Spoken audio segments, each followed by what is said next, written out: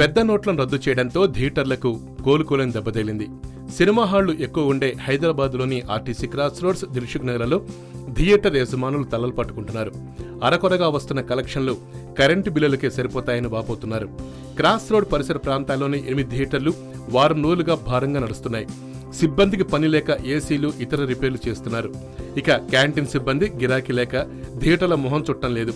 గత 30 ఏళ్లలో థియేటర్లలో ఇలాంటి పరిస్థితి ఎప్పుడు తలెత్తలేదని థియేటర్ల యజమానులు చెప్తున్నారంటే పరిస్థితి ఎలా ఉందో అర్థం చేసుకోవచ్చు.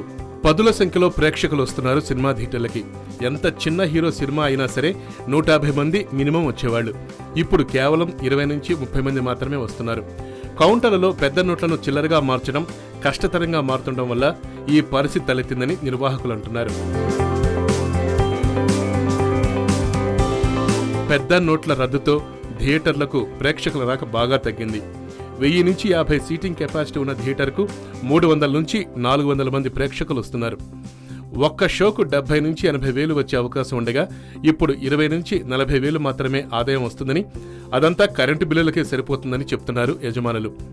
పెద్ద నోట్ల రద్దుతో థియేటర్ల ఆదాయం సగానికి తగ్గిపోయింది. పెద్ద హీరో సినిమా రిలీజ్ అయినా కౌంటర్లు మాత్రం నిల్లుగా ఉంటున్నాయి. కొత్త సినిమా అయితే వారానికి 6 నుంచి 7 లక్షల ఆదాయం వచ్చేది. ప్రస్తుతం కొత్త సినిమా వచ్చినా ఈ వారంలో కేవలం 3 లక్షల రూపాయలు రావటమే గగనంగా మారిపోయింది. సీట్లు చాలా వరకు ఖాళీగా ఉంటున్నాయి.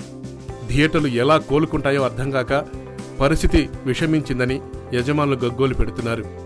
Yo-yo News, Hyderabad.